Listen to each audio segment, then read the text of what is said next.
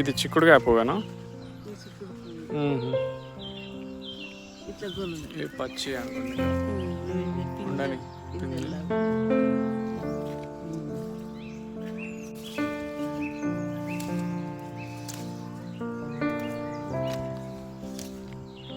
చాలానే కానీ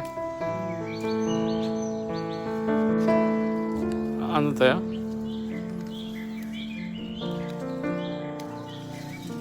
అక్కడ పైన మొత్తం అంటే గుత్తులు గుత్తులు కాస్తున్నాయి.